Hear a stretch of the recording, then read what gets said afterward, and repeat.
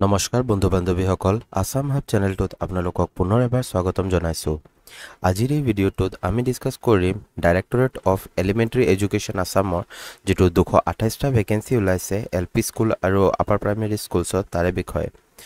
Eligibility criteria কেনেকৈ হ'ব, আপোনালোকে এপ্লাই কেনেকৈ কৰিব, লাষ্ট ডেট কেতিয়া, আমি সকলোবোৰ ডিছকাছ কৰিম এটা এটাকৈ। চ' কাইণ্ডলি ভিডিঅ'টো এণ্ডলৈকে চাব।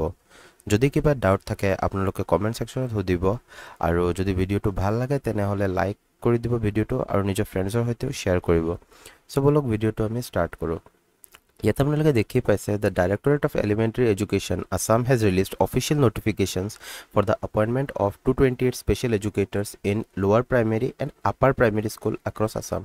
গোটেই অল আসামৰ ভেকেঞ্চি হয়। আপোনালোকৰ 228টা ভেকেঞ্চি আছে লোৱাৰ প্ৰাইমেৰী আৰু আপাৰ প্ৰাইমেৰী। ঠিক আছে, আপোনালোকৰ এপ্লিকেশ্যন 28 আগষ্ট 2025 মানে আজিৰ পৰা ষ্টাৰ্ট হৈ গৈছে আৰু 30 ছেপ্টেম্বৰ 2025লৈকে থাকিব। এক মাহৰ টাইম আছে আপোনালোকৰ ওচৰত। অফিচিয়েল নোটিফিকেশ্যনটো এবাৰ ভালদৰে পঢ়ি ল'ব, তাৰ পিছতহে এপ্লাই কৰিব। অফিচিয়েল নোটিফিকেশ্যনটো মই টেলিগ্ৰাম চেনেলটো দি দিম, আপোনালোকে তাৰ পৰা জইন কৰি আপোনালোকে তাৰ পৰা চাব পাৰিব। এতিয়া আপোনালোকে দেখক টোটেল ভেকেঞ্চি আছে 228টা। ঠিক আছে, আৰু আপোনালোকৰ অৰ্গেনাইজেশ্যন আছে ডাইৰেক্টৰেট অফ এলিমেণ্টাৰী এডুকেশ্যন আসামৰ। কোৱালিফিকেশ্যন হ'ব আপোনালোকৰ ডিপ্ল'মা আৰু লগতে BEd কৰা হ'ব লাগিব। এই দুটাৰ পৰা যিকোনো এটা হয়, ডিপ্ল'মা নহ'লে BEd কৰা হ'ব লাগিব স্পেচিয়েল এডুকেশ্যনৰ ফালৰ পৰা। এপ্লাই মোড আপোনালোকে অনলাইন হ'ব। ইয়াত আপোনালোকে কোনো ধৰণে নিজৰ ডকুমেণ্টছ চেণ্ড কৰিব নালাগে, এইটো কমপ্লিটলি অনলাইন প্ৰচিজাৰ হ'ব। আপোনালোকৰ ষ্টাৰ্টিং ডেট মই অলৰেডি ক'লোৱে 28 আগষ্ট 2025 মানে আজিৰ পৰা ষ্টাৰ্ট হৈ গৈছে আৰু লাষ্ট ডেট আপোনালোকৰ 30 ছেপ্টেম্বৰলৈকে আছে। এতিয়া চাওক আপোনালোকে ভেকেঞ্চি ডিটেইলছটো চাই লওক। স্পেচিয়েল এডুকেটৰ যিটো LP স্কুল আছে তাৰ 120টা ভেকেঞ্চি আছে। চেলাৰী ষ্ট্ৰাকচাৰ খুবেই ভাল হয়। 14,000ৰ পৰা 70,000লৈকে চেলাৰী দিয়া হ'ব। লগতে আপোনালোকৰ গ্ৰেড পে থাকিব 7,400, মানে আপোনালোকে 50 to 55,000 আপোনালোকে এক্সপেক্ট কৰিব পাৰে চেলাৰী। স্পেচিয়েল এডুকেটৰ যিটো আপাৰ প্ৰাইমেৰী স্কুলত আছে তাৰ 108টা ভেকেঞ্চি আছে। 14,000ৰ পৰা 70,000, লগতে গ্ৰেড পে আপোনালোকৰ 8700 আছে। চ' আপোনালোকে ভালকৈ গম পাইছে এইটো ভাল চেলাৰী আছে ইয়াত। ঠিক আছে, চ' আপোনালোকে এইটো এপ্লাই কৰিব লাগে। এডুকেশ্যনেল কোৱালিফিকেশ্যন দিয়া আছে আপোনালোকৰ স্পেচিয়েল এডুকেটৰ যিটো আছে LP স্কুলৰ কাৰণে, তাৰে বিষয়ে কোৱা আছে ছিনিয়ৰ ছেকেণ্ডেৰী, মানে আপোনালোকে হায়াৰ ছেকেণ্ডেৰী পাছ হ'ব লাগিব, 50% মাৰ্কছ থাকিব লাগিব। লগতে আপোনালোকৰ 2 ইয়াৰৰ ডিপ্ল'মা কৰা হ'ব লাগিব এডুকেশ্যনত, যিটো স্পেচিয়েল এডুকেশ্যন কেটেগৰীত পৰে সেইটোৰ। ঠিক আছে, আৰু সেইটো rehabilitation council of India RCI দ্বাৰা সেইটো ৰেকগনাইজ কৰা হ'ব লাগিব। লগতে আপোনালোকৰ ওচৰত ATET নহ'লে CTET থাকিব লাগিব আপোনালোকৰ LP স্কুলৰ কাৰণে। আৰু যিটো স্পেচিয়েল এডুকেটৰ আপাৰ প্ৰাইমেৰী স্কুলৰ আছে অলমষ্ট ছেমে আছে, খালি কিছুমান চেঞ্জেছ আছে, যেনেকৈ ইয়াত গ্ৰেজুৱেট হ'ব লাগিব, 50% মাৰ্কছ থাকিব লাগিব গ্ৰেজুৱেশ্যনত, আৰু লগতে আপোনালোকৰ BEd কৰা হ'ব লাগিব স্পেচিয়েল এডুকেশ্যনৰ ফালৰ পৰা। ঠিক আছে, আৰু এইটো RCI দ্বাৰা ৰেকগনাইজ কৰা হ'ব লাগিব। ইয়াতো আপোনালোকৰ ATET বা CTETটো মেণ্ডেটৰী হয়, এইটো আপোনালোকৰ মাষ্ট হেভ, এইটো থাকিবই লাগিব। এজ লিমিট আপোনালোকে চাই লওক। যিটো জেনেৰেল কেটেগৰীৰ মানুহ আছে, জেনেৰেল কেটেগৰীৰ ষ্টুডেণ্টছবিলাকে 40 ইয়াৰ্ছলৈকে এপ্লাই কৰিব পাৰিব। এক্স ছাৰ্ভিচমেন কেটেগৰীৰ 42 ইয়াৰ্ছ, OBC MOBC থাকিলে 3 বছৰ ৰিলেক্সেশ্যন দিয়া হৈছে 43 ইয়াৰ্ছ, আৰু ST SC থাকিলে সিহঁতে 45 ইয়াৰ্ছলৈকে এপ্লাই কৰিব লাগিব। 5 ইয়াৰ্ছৰ ৰিলেক্সেশ্যনছ দিয়া হৈছে।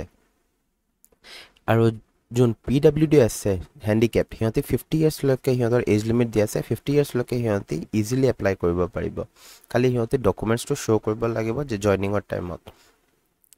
আদাৰ eligibility criteria, citizenship must B N Indian citizen and permanent resident of Assam. এনেকুৱা নহয় যে কোনোবা বাহিৰৰ ল'ৰা ছোৱালী এপ্লাই কৰি দিছে আছামত আছে বুলি।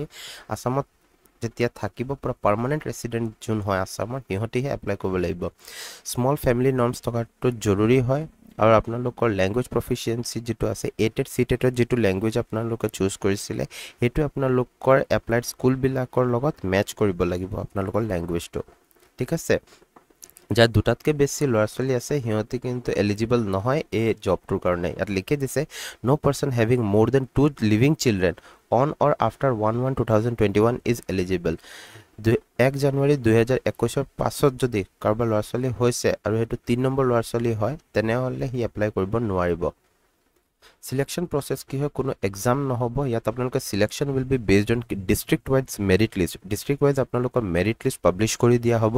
সেইটোৰ ওপৰতহে আপোনালোকৰ ভেকেঞ্চিটো আৰু আপোনালোকৰ যিটো সিলেকশ্যন প্ৰচিজাৰ হয় সেইটো ডিপেণ্ড কৰিব।